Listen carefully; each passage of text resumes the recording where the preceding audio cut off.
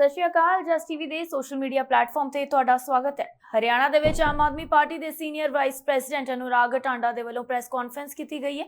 ਉਹਨਾਂ ਨੇ ਕੀ ਕੁਝ ਕਿਹਾ, आओ ਤੁਹਾਨੂੰ ਵੀ ਸੁਣਾਉਂਦੇ। और एक बेहद महत्वपूर्ण विषय पर ये सारे लोग आज यहाँ पे इसीलिए मौजूद हैं क्योंकि ये जिस भी कैटेगरी से आते हैं, जो भी व्यापार करते हैं, जो भी काम करते हैं, वो सारे काम इस विषय की वजह से प्रभावित है। शंभू बॉर्डर और खनौरी बॉर्डर के बारे में हाई कोर्ट ने 10 जुलाई को एक बड़ा निर्णय दिया था। शंभू बॉर्डर को स्पेसिफिक केस था, इसलिए शंभू बॉर्डर के बारे में वो बात कही गई थी कि स्टेट हाईवेज को बंद नहीं कर सकता किसी भी हालत में, और 7 दिन के अंदर शंभू बॉर्डर को खोलने का आदेश दिया था माननीय हाई कोर्ट ने। बहुत ही शर्म की बात है, बहुत ही दुख की बात है कि भारतीय जनता पार्टी की हरियाणा सरकार माननीय हाई कोर्ट के आदेश का सम्मान करने को तैयार नहीं है, माननीय हाई कोर्ट के आदेश को मानने के लिए तैयार नहीं है। आज 7वां दिन है, 10 तारीख को ये ऑर्डर आया था, आज 7वां दिन है, और आज जब हमारे साथियों ने, अनिल रंगा जी खनौरी बॉर्डर पे गए थे, आज जब हमारे साथी वहां पे गए तो आज ये स्थिति है। ये आज की तस्वीर है, ताजा तस्वीर है। हाईवे आज भी बंद है, सरकार ने इसको पूरी तरह से बंद करके रखा है।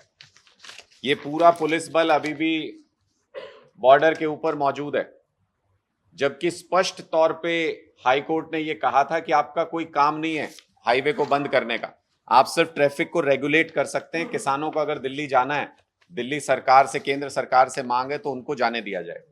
ये शंभू बॉर्डर की तस्वीर है आज की। राजकौर जी वहां पर लगातार जाती रहती हैं, किसानों से मिलती रहती हैं। ये साथ ही ये दूसरी तस्वीर है जहां पे अभी भी ये शेड लगा हुआ है, पुलिस कर्मियों ने अपनी तरफ लगा रखा है, किसानों ने भी। आप देख सकते हैं कि ये शेड रोड के ऊपर नहीं है, ये रोड साइड पे है ये शेड। तो रोड किसानों ने ब्लॉक नहीं किया हुआ है, रोड ब्लॉक किया हुआ है सरकार ने, सीमेंटेड ब्लॉक्स लगा करके, इस तरीके से पूरे हाईवे को बंद करके। इसी बात को इंगित करते हुए माननीय हाईकोर्ट ने ये कहा था कि शंभू बॉर्डर को 7 दिन के अंदर खोला जाए। सुप्रीम कोर्ट ने भी एक मामले की हियरिंग करते हुए ये ऑब्जर्वेशन दिया था कि स्टेट का काम हाईवेज को बंद करना नहीं है, बल्कि हाईवेज पे ट्रैफिक को रेगुलेट करना है। हाईवेज को खुलवाना है अगर कहीं पे बंद हो रहा है किसी वजह से, तो कोई ऑब्स्टेकल आ रहा है, कहीं पर जाम की स्थिति है, तो हाईवेज को क्लियर कराना ये सरकार का काम होता है, ना कि वो खुद ब्लॉक करके बैठ जाएं। लेकिन बहुत ही संविधान के लिए, लोकतंत्र के लिए हम इसको एक काला दिन कह सकते हैं कि सीधे सीधे सपाट तौर पर हरियाणा की प्रदेश सरकार हाई कोर्ट की और सुप्रीम कोर्ट की अथॉरिटी को मानने से इनकार कर रही है। इस हाईवे को बंद करने की वजह से अंबाला और आसपास के पूरे इलाके के व्यापारी, बल्कि पूरे हरियाणा प्रदेश के व्यापारी, सामान्य लोगों की आवाजाही, जो सर्विस क्लास है, काम के लिए जिसको जाना पड़ता है, उनकी आवाजाही, नेशनल हाईवे को खुद एक आंकड़ा में पढ़ रहा था 108 करोड़ का नुकसान हो चुका है अभी तक। व्यापार का तो पता नहीं कितना नुकसान हो चुका है। जो बसें आती जाती थी सरकार की, वो डाइवर्ट होके आती हैं, तेल का खर्चा ज्यादा लगता है उनका, और भी पता नहीं मरीजों को आने जाने में दिक्कत, बाकी सभी चीजों में दिक्कत, इतनी ज्यादा आम जन के जीवन में दिक्कत इन हाईवेज के बंद होने की वजह से हो रही है। लेकिन उसके बावजूद भी, हाई कोर्ट का आदेश होने के बावजूद भी, सुप्रीम कोर्ट का ऑब्जर्वेशन होने के बावजूद भी, हरियाणा सरकार इस बात पर अडिग है कि वो इस हाईवे को नहीं खोलेंगे। इसके पीछे 2 साजिशें भारतीय जनता पार्टी की बेनकाब होती हैं। एक तो भारतीय जनता पार्टी जब ये कहती है कि वो किसानों का भला चाहते हैं, तो ये उनके काम से मैच नहीं करता, ग्राउंड के ऊपर जो उनकी एक्टिविटीज हैं उसके साथ मैच नहीं करता। किसानों को अपना दुश्मन समझती है भारतीय जनता पार्टी की सरकार, इसलिए कोर्ट के आदेश के बावजूद शांतिपूर्ण प्रोसेशन को दिल्ली जाने देने के लिए तैयार नहीं है हरियाणा की सरकार।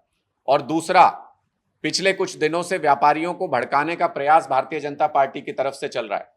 जगह जगह पर उनके फ्रंटल्स, उनकी अलग अलग विंग, बाजारों के अंदर अंबाला में भी प्रयास हुआ, जगह जगह पर व्यापारियों को भड़का के इसके खिलाफ आंदोलन तैयार करने की कोशिश कर रहे हैं कि मानो किसानों ने बंद कर रखा हो ये हाईवे।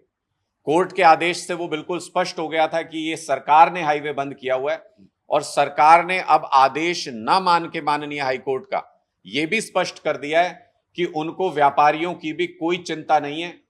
सिर्फ घड़ियाली आंसू बहाते हैं उनके नेता, उनके फ्रंटल्स, उनके विंग्स बैठ करके व्यापारियों के साथ। उनको व्यापारियों के नुकसान की भी कोई चिंता नहीं है। अगर उनको चिंता होती तो माननीय हाईकोर्ट का आदेश अब तक अमल में आ चुका होता और ये हाईवेज पूरी तरह से खुल गए होते। इसके साथ साथ जो किसान नेताओं को जेल के अंदर भारतीय जनता पार्टी की सरकार ने साजिश करके रखा हुआ है, मैंने पहले भी ये मुद्दा उठाया था, मैं आज फिर इसको पुरजोर तरीके से कहता हूं। जिस भी किसान नेता के साथ अन्याय और अत्याचार हो रहा है, आम आदमी पार्टी उन किसान नेताओं के साथ, उन गरीब किसानों के साथ खड़ी है। किसान नेता नवदीप और उनके साथी ऐसे ही लोग हैं जो बुलंद आवाज उठाते हैं किसानों के मुद्दे पर। सरकार ने उनको राजनीतिक कैदी, जैसे अरविंद केजरीवाल जी के खिलाफ साजिश करके उनको राजनीतिक कैदी बना के रखा हुआ है, वैसे ही किसान नेताओं को भी राजनीतिक कैदी बना करके सरकार ने रखा हुआ है, और झूठे केस लगा करके, तरह तरह की धाराएं लगा करके उनको किसी भी प्रकार से जेल में रखने का प्रयास है। किसानों की तरफ से उसके खिलाफ आंदोलन करने का कॉल हुआ है। किसानों ने इसके खिलाफ मोर्चाबंदी करने का ऐलान किया है। कल शायद उसके बारे में प्रोटेस्ट भी है। आम आदमी पार्टी संविधान के खिलाफ जाकर, कानून के खिलाफ जाकर उठाए गए भारतीय जनता पार्टी के किसी भी कदम का पुरजोर विरोध करती है, और उसके खिलाफ आयोजित किए गए किसी भी प्रदर्शन, प्रोटेस्ट को हमारा पूरा नैतिक समर्थन है। और जहां पर भी, जिस भी फ्रंट पर हम किसानों के साथ खड़े हो सकेंगे, हम उनकी सेवा करेंगे, उनकी मदद करेंगे। ये आम आदमी का प्रयास हमेशा से रहता है। मैं हमारे आम आदमी पार्टी के वाइस प्रेसिडेंट अनिल रंगा जी से अनुरोध करूंगा कि वो खुद खनौरी बॉर्डर पर जाकर के आए हैं, तो वहां के हालात के बारे में अगर वो 2 मिनट ब्रीफ करें मीडिया को तो बहुत अच्छा होगा। सभी को नमस्कार। हम सुबह गए थे तो उधर देखा कि जिस प्रकार से पुलिस ने पिछले 2-3 महीने से बैरिकेटिंग करी है, तो वो लगातार कंटिन्यू है, उस पर थोड़ा सा भी टच से मस नहीं हुआ है। और वहाँ पे आम जनों की आवाजाही बिल्कुल, कोई खेत में भी लोग जाते हैं तो उनको भी मना करते हैं। तो हमने प्रयास किया था लेकिन वहाँ तक भी नहीं पहुँच पाए, और कोर्ट के आदेश की बिल्कुल धज्जियाँ उड़ाई जा रही है वहाँ पे। वहाँ आम लोग का जो जीवन सत्र है, वहाँ के जो लोग हैं उनको दिनचर्या में जो कठिनाइयों का सामना करना पड़ रहा है, वो भी बहुत ज़्यादा बढ़ती जा रही हैं बल्कि। तो इसलिए हमने तो सरकार से यही निवेदन करते हैं कि इस पर संज्ञान ले। ये तरीका ठीक नहीं है बीजेपी का, क्योंकि हरियाणा की तो सारी जीटी रोड बेल्ट है, वो सारी प्रभावित है। इंडस्ट्रियल एरिया पानीपत में है, सोनीपत में है और करनाल में है। सारे के सारे ट्रांसपोर्ट से संबंधित बहुत कठिनाइयाँ आ रही हैं। तो मैं तो इतना ही कहना चाहता हूँ। मैं आम आदमी पार्टी की महिला प्रदेश उपाध्यक्ष और किसानों के मोर्चों पर बुलंद आवाज बन के राजकौर जी, जो हमेशा मुद्दों को उठाती रहती हैं, मैं उनसे भी आग्रह करूंगा कि वो इस विषय पर अपनी बात रखें। थैंक यू भैया।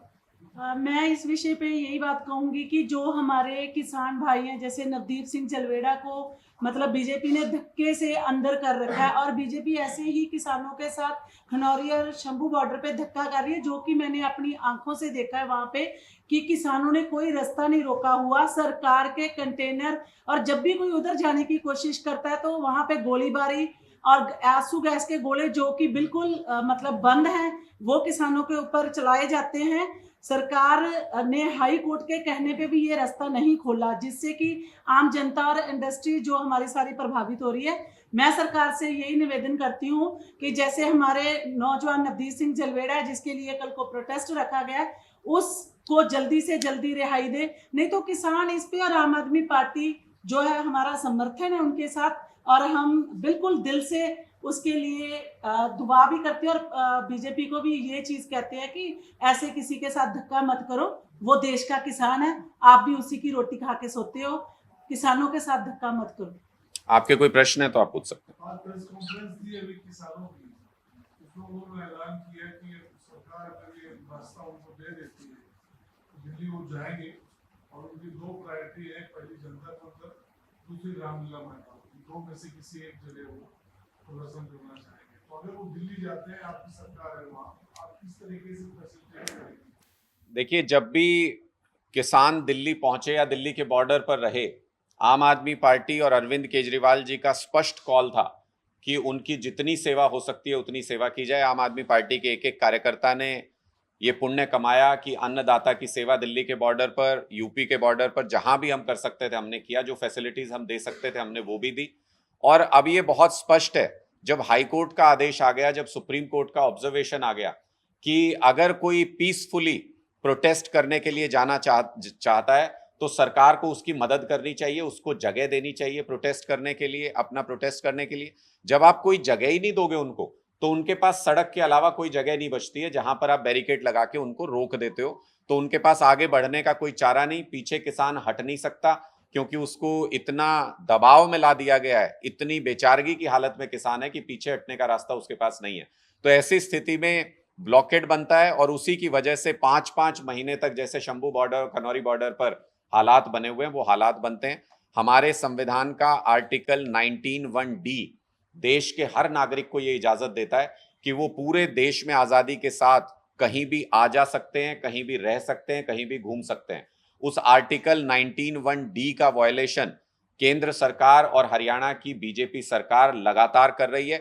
ये कैसे निर्धारित कर सकते हैं कि किसको दिल्ली जाना है और किसको नहीं जाना है? ये किसी भी व्यक्ति की, किसी भी संगठन की अपनी आजादी है कि वो पीसफुली प्रोटेस्ट करने के लिए जिस भी हिस्से में देश के जाना चाहे वो जा सकता है। मुझे लगता है केंद्र सरकार को इसमें सहयोग करना चाहिए और जो भी प्रोटेस्ट साइट किसान दिल्ली में मांगते हैं उनको मिलनी चाहिए। बल्कि इनकी मांगों के ऊपर गंभीरता से विचार करके सरकार ऐसी स्थिति पैदा क्यों होने देती है कि किसानों को अपना घर बार छोड़ के दिल्ली जाना पड़े। इनकी मांगे जो केंद्र सरकार ने, मोदी सरकार ने वादे किए थे, उन्हीं को पूरा करने की ये मांग कर रहे हैं, कुछ नया नहीं मांग रहे हैं। उन मांगों को पूरा ना करके सरकार किसानों के साथ, देश के साथ गद्दारी कर रही है। हमारा स्पष्ट तौर पर कहना है कि किसानों की मांगों पर गंभीरता से विचार करना चाहिए और जब तक वो विचार केंद्र सरकार नहीं करती, इनको पीसफुली प्रोटेस्ट करने का अधिकार है, इनको वो अधिकार देना चाहिए। एक और सवाल किसानों ने खड़ा किया है, युवा किसान सुखराम की जो डेथ हुई थी, मारा गया था, उसकी पोस्टमार्टम रिपोर्ट पर उन्होंने सवाल खड़ा किया।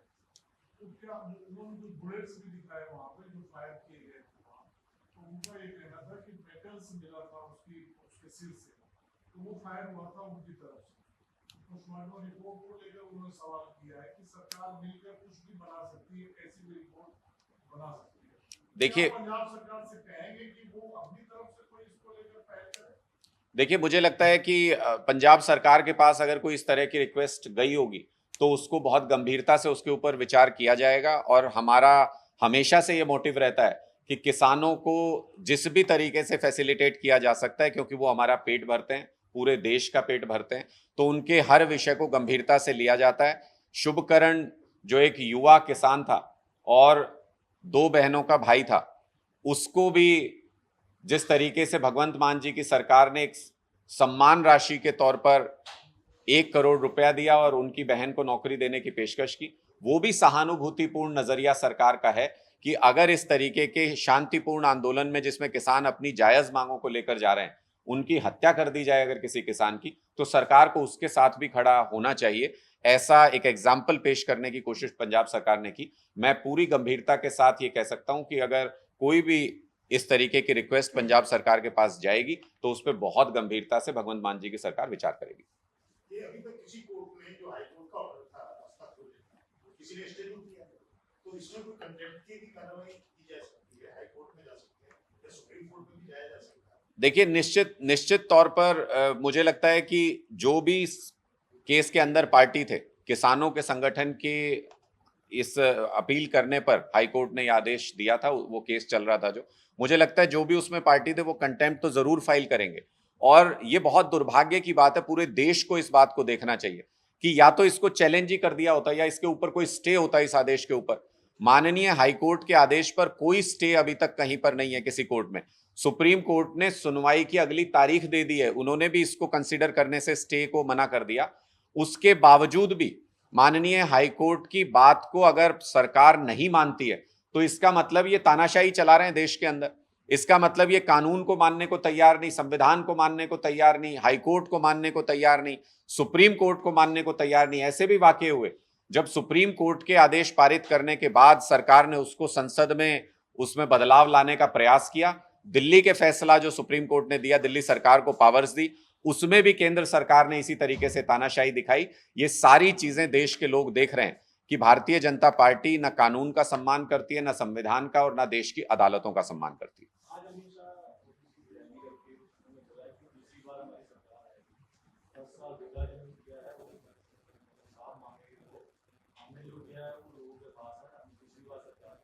देखिए, जैसे उत्तर प्रदेश में बल्ले बल्ले करा के आए हैं अमित शाह जी भारतीय जनता पार्टी की, मुझे लग रहा है उससे भी ज्यादा थल्ले थल्ले होने वाली है हरियाणा के अंदर। अमित शाह जी का स्वागत है, हरियाणा में आए। जो चाणक्य की छवि सो कॉल्ड उन्होंने अपनी बना रखी है और प्रोपेगेंडा के जरिए जो वो ये बताने की कोशिश करते हैं कि उनके पास कोई चुनाव में जीत दिलाने का फॉर्मूला है, आइए हरियाणा की धरती पर आपके उस फॉर्मूले को चकनाचूर करने का काम हरियाणा के लोग करेंगे, जिन्हें भारतीय जनता पार्टी ने पिछले 10 साल में बहुत प्रताड़ित किया है। हरियाणा के 25 लाख नौजवान जो रोजगार के लिए भटक रहे हैं, वो अमित शाह जी का खूब स्वागत हरियाणा के अंदर करेंगे। हमारी उनको शुभकामनाएं हैं कि जैसे उत्तर प्रदेश में उनके हाथ हार लगी है, उसी प्रकार से विधानसभा चुनाव में जब वो हरियाणा में आएंगे तो बड़े बड़े अपना जैसे 75 पार बोल रहे हैं क्या, इस बार 75 पार बोल करके पिछली बार आए थे, 40 पाए थे। इस बार देखते हैं क्या आंकड़ा बोलते हैं, क्योंकि पिछली बार तो 75 बोला था तो 40 आ गई थी। इस बार अगर वो 80 भी बोलेंगे तो 20 आना मुश्किल है।